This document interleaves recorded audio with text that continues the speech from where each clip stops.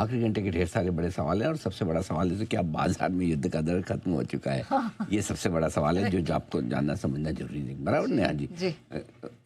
भाई स्क्रीन देख के तो लगता ही है कि डर खत्म हो गया, नंबर 1। नंबर 2, FIs की बिकवाली है फिर भी बाजार बढ़ रहा है, ऐसा क्यों? मन में आना चाहिए। बिल्कुल। क्या अब रुकेंगे या तेजी और बढ़ेगी? इतनी तो हो गई, अब क्या? आखिरी 1.5 घंटे का सबसे अहम लेवल कौन सा है? ठीक है, उसके बाद आप आइए, ये बहुत बढ़िया सवाल है। देखो, पढ़ो, आप पढ़ो, मैं सुनूंगा। 5वां सवाल पढ़िए। खरीदारी शुरू करें, रुके या देर हो गई? बहुत इंटरेस्टिंग है ना? ये हमेशा आएगा, कहीं गिरते बाजार में आएगा, बिकवाली शुरू करें, रुके या देर हो गई। चढ़ते बाजार में आएगा, खरीदारी। हाँ, स्टॉक मार्केट की life. But I am loving this question. मैं आपको एक थोड़ी फिलोसफी झाड़ दूं। हाँ, बिल्कुल बिल्कुल। स्टॉक मार्केट की life is full of regrets. Okay. खरीद लिया, नीचे आ गया तो रिग्रेट, बेच दिया, ऊपर चला गया तो रिग्रेट, खरीदा और तुरंत ऊपर चला गया और पूरा नहीं खरीदा, कम खरीदा तो रिग्रेट, ठीक है। बेच दिया, पूरा नहीं बेच पाया, गिर गया तो रिग्रेट, ठीक है। खरीदा और देर से बढ़ा तो रिग्रेट, ठीक है। फिर ज़्यादा लेना था, कम ले लिया, फिर रिग्रेट।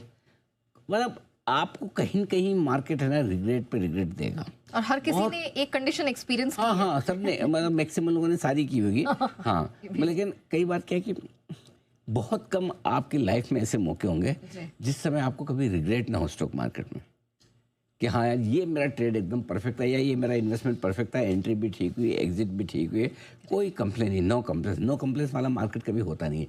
सो ये हमेशा कंप्लेन रहेगी। अब 23 से 150 पे तो आपको लोगों ने लेने नहीं दिया होगा, ठीक है। उस समय तो सबको 22,000 लगता है। यस। किसी की हिम्मत नहीं कि शो करने की कोशिश करे कि भाई बॉटम कब कहाँ कैसे बनता है। अब लेने लगे, शुरुआत में हमेशा होता है, रिकवरी में बिलीफ नहीं होता, ठीक है। अब जब बिलीफ आने लगता है तो देर हो गई, अब देर हो गई तो अब लगता है कि अब लें, देर तो हो गई, या वापस नीचे मिलेगा। ये सारे सवाल हैं जिनके जवाब लेने की कोशिश करेंगे, नंबर 1, ठीक है। अब आइए, क्या सोमवार के लोग फिर से टूटेंगे तो नहीं? है ना, करेक्ट। ये भी तो मन में आता ही है ना कि भाई सोमवार वाला जो 22,950 इंट्राडे और क्लोजिंग 23,150 का था, वो टूट तो नहीं जाएगा। बिल्कुल, ठीक है। क्या बैंक निफ्टी के दौड़ लगाने का समय आ रहा है? आजकल नेहा जी ने पूछना बंद कर दिया बैंक निफ्टी के बारे में, और अब बैंक निफ्टी के बारे में मैं सवाल दे रहा हूँ आपको। Mid cap small cap share में इतना तगड़ा उछाल क्यों? खरीदे तो क्या खरीदें, और क्या इस मार्केट में अब भी कोई रिस्क है या ऑल इज वेल? है ना, सवाल सारे एक से एक काम के हैं, सारे काम के सवाल है और सारे इंटरेस्टिंग ब्लॉकबस्टर टाइप के सवाल हैं। So I just can't wait to get the answer. So सबसे पहले हम दौड़े क्यों? कल भी यही सवाल मैंने आपसे पूछा था, सारे नेगेटिव्स थे, आज भी कोई ऐसा सुधार नहीं दिखा है, लेकिन फिर भी हम दौड़े। तो अभी कुछ सवाल के जवाब में आपको इसमें मिलेंगे, कुछ लेवल्स में मिलेंगे, और इसके अलावा भी अगर आपके मन में कुछ जिज्ञासा रह जाए तो पूछिएगा। नंबर 1, क्यों दौड़े? इसका जवाब एक ही सेंटेंस में है, और वो ये कि बाजार में इस वक्त सिर्फ और सिर्फ एक ही चीज सबसे बड़ी काम कर रही है। क्या? पूछिए क्या? पूछिए क्या? हाँ। कमजोर ट्रंप, बाजार में जंप। वाह, ये लाइन कमाल इसको गोट के पीछे, कमजोर ट्रंप, बाजार में जंप। और कुछ नहीं भाई। ऐसा नेहा जी, एक चीज समझिए, चलो मान लिया सिर्फ हमारे बाजार 3 दिन से मजबूत है, और अगर ऐसा ही होता कि हम ही 3 दिन से मजबूत हो रहे हैं, तो हम ये मान लें कि हमारा थोड़ा ठीक है, हम वैल्यूएशन सस्ते हो गए, हम ज़्यादा गिर गए, और सोल्ड हो गए, ये हो गए। ऐसा नहीं है ना।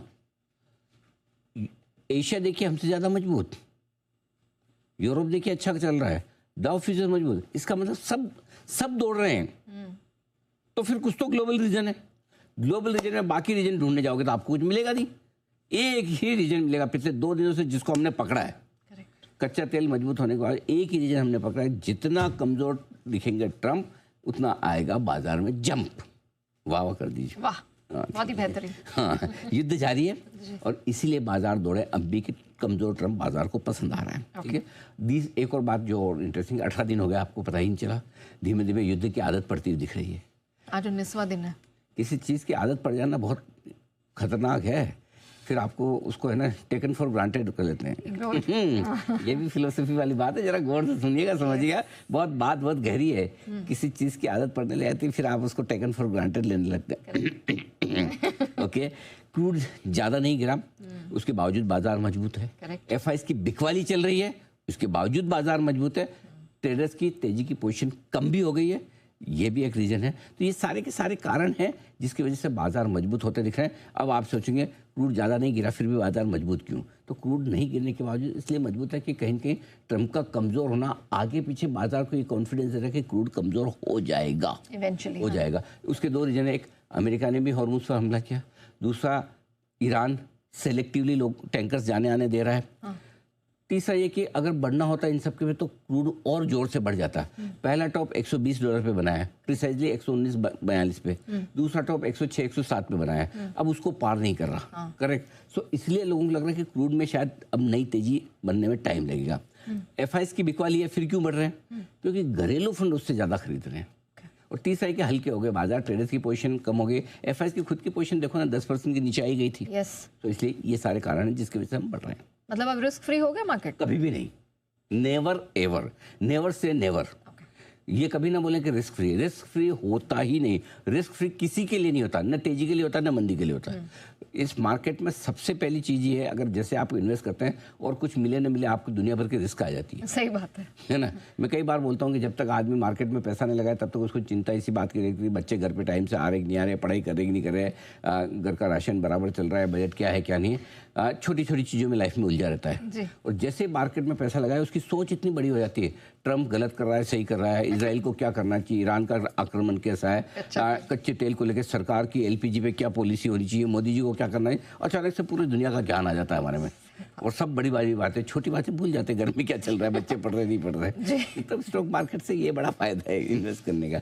मजाक की बात है। बड़ी बात यही कि रिस्क कभी भी खत्म नहीं होती। जैसे आप इन्वेस्ट करते हैं और स्पेशली ओवरनाइट रिस्क बाजार की कभी खत्म नहीं होती। युद्ध के माहौल में कब क्या चीज़ें कैसे बदल जाए you never know. For example Iran अचानक से हॉर्मुज़ में 5-7 टैंकर उड़ा डाले, क्या करोगे आप?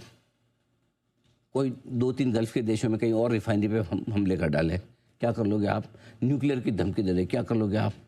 ये तो होगी लॉन्ग की रिस्क। शॉर्ट की रिस्क, ट्रम्प बोल दे मेरा युद्ध खत्म, जीत गया मैं, क्या करोगे?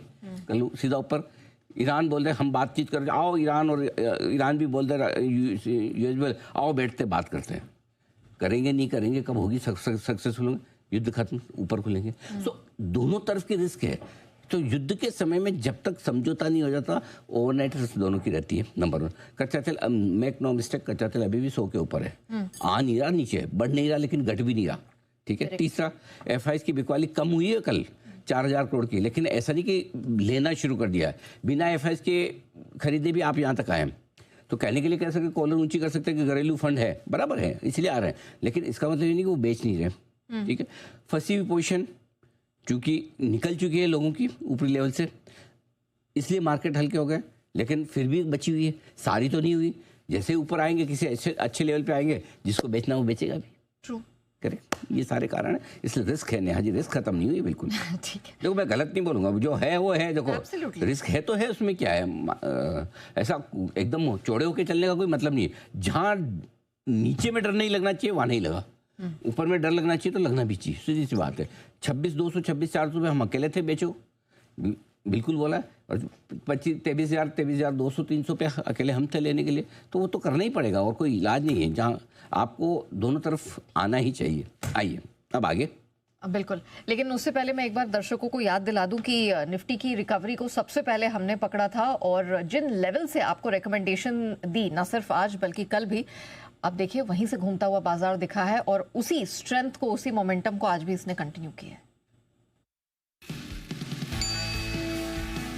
देखिए 23,500 से लेकर 23,650 की रेंज सप्लाई वाला जोन है। 50 पॉइंट का रिस्क रखिए, 23,400 के आसपास एंट्री करके 23,350 का स्ट्रिक्ट स्टॉप ऑफ। एक झटका आपको नीचे देगा मार्केट, और उस झटके में आपको फिर खरीदना है। पहली डिप जो मिलेगी वहां पर खरीदने का सोचिएगा। आज जो क्लोजिंग हो रही है, इस क्लोजिंग के दम पर लंबे समय बाद मैं ये कह रहा हूं कि लॉन्ग पोजीशन को आप कल के लिए लेकर जा सकते हैं। परसों पहले जो 23,500 पे आकर रुके थे इंट्राडे में, अब 23,500 सपोर्ट का काम कर लेगा, तो सबसे सेफ जगह 23,500। असली प्रॉफिट बुकिंग की रेंज होगी 23,800 से 865। 23,765 का हाई बना है इस वक्त, वहीं पर आप निफ्टी को देखेंगे, वाओ 23,650 के आसपास भी पहुंचा था, और वहीं से फिर से रिकवरी दिखाई है।